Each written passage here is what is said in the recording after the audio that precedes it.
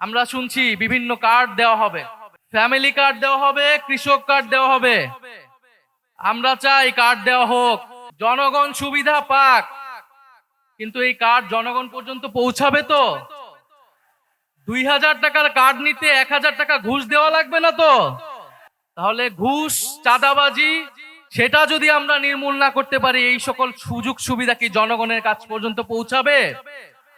একদিকে বলা হচ্ছে কার্ড দিবে, আরেকদিকে ঋণ খেলাপিদেরকে সংসদে নিয়ে যাওয়ার চেষ্টা করা হচ্ছে, নির্বাচন কমিশনকে ব্যবহার করা হচ্ছে, আদালতকে চাপ প্রয়োগ করা হচ্ছে।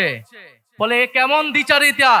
যদি প্রকৃতপক্ষেই জনগণকে সুবিধা দেওয়ার নিয়ত থাকে, তাহলে কেউ ঋণ খেলাপিকে নমিনেশন দিতে পারে না। যারা ঋণ পরিশোধ করে নাই, তারা সংসদে গেলে আপনার মনে হয় তারা ঋণ পরিশোধ করবে? আর এরা আবারও ঋণ নিবে, এরা আবারও টাকা লুট করবে, এরা আবারও টাকা পাচার করবে বিদেশে। আমরা তো এই বাংলাদেশ চাই নাই। আমরা তো সেই লুটেরাদের বিরুদ্ধে গণ অভ্যুত্থান করেছি। পরে নতুন কোন লুটেরাদের আমরা ক্ষমতায় যেতে দেব না, বাংলাদেশের জনগণ তাদেরকে ক্ষমতায় যেতে দেবে না। প্রথম কথা, 12ই ফেব্রুয়ারি নির্বাচন সুষ্ঠু হতে হবে। নির্বাচন সুষ্ঠু হওয়া ছাড়া এর কোনো বিকল্প নাই। অন্য কোনো প্ল্যান কাজে দিবে না। নির্বাচন সুষ্ঠু হওয়ার জন্য নির্বাচন কমিশনকে নিরপেক্ষ আচরণ করতে হবে। উভয় দলের জন্য, উভয় জোটের জন্য একই রকম আচরণ বিধি থাকতে হবে। কোনো ধরনের বৈষম্য মেনে নেওয়া হবে না।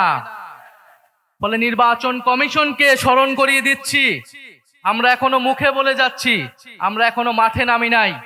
কারণ আমরা মাঠে নামবো নির্বাচনের জন্য, আমাদেরকে আন্দোলনের দিকে নামতে বাধ্য করবেন না। দ্বিতীয়ত স্মরণ করছি আমাদের ভাই শরীফ ওসমান হাদীকে। শরীফ ওসমান হাদী আধিপত্যবাদের বিরুদ্ধে, গণতন্ত্রের পক্ষে, ভোটাধিকারের পক্ষে লড়াই শুরু করেছিলেন ঢাকা 8 আসনে।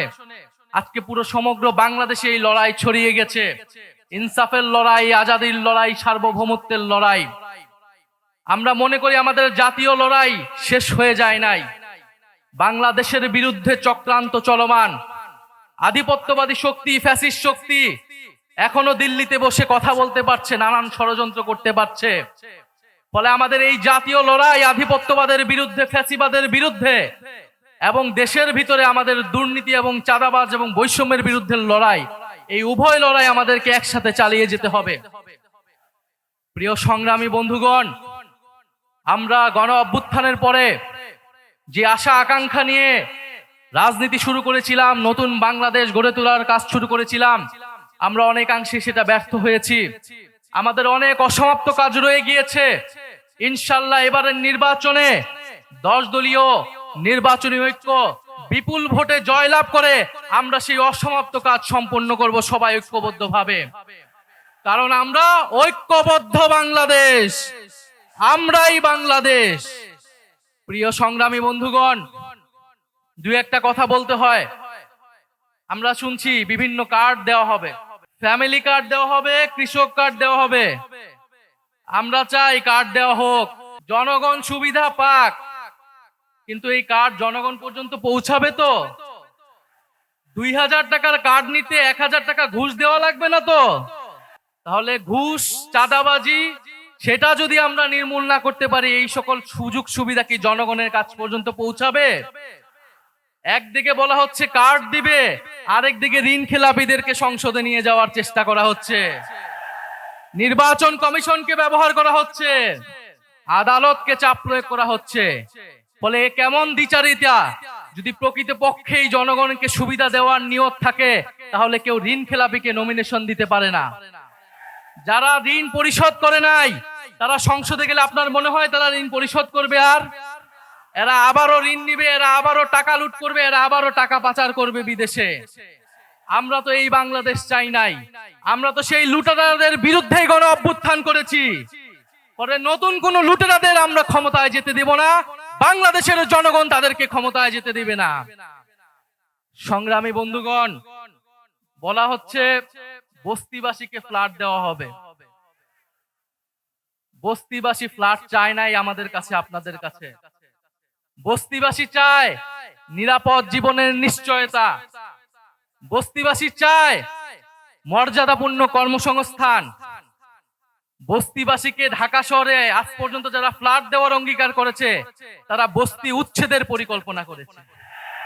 তারা বস্তিতে আগুন লাগিয়েছে, বলা হয়েছে আপনাদেরকে ফ্ল্যাট দিব, আপনারা বস্তি থেকে উচ্ছেদ হন। আমরা আল্লাহ না করুক হয়তো এই ধরনের কোনো প্ল্যান নাই। জান্নাতের মালিক আল্লাহ, অবশ্যই মহান সৃষ্টিকর্তা, আর ভোটের মালিক জনগণ, ভোটের মালিক নাগরিক। দেশের মানুষ বুঝে যাবে আরো দ্রুতই যে কারা নির্বাচনের আগে প্রতারণা করছে, কারা দেশের মানুষকে ঠকাচ্ছে, কারা সংস্কারের বিরুদ্ধে অবস্থান নিচ্ছে।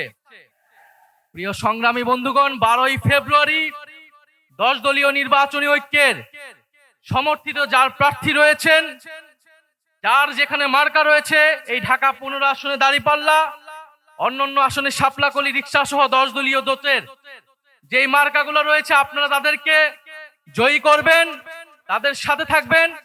আমরা ঐক্যবদ্ধভাবে বৈষম্যের বিরুদ্ধে, দুর্নীতির বিরুদ্ধে আর ইনসাফের পক্ষে আমরা নতুন বাংলাদেশ গড়ে তুলব।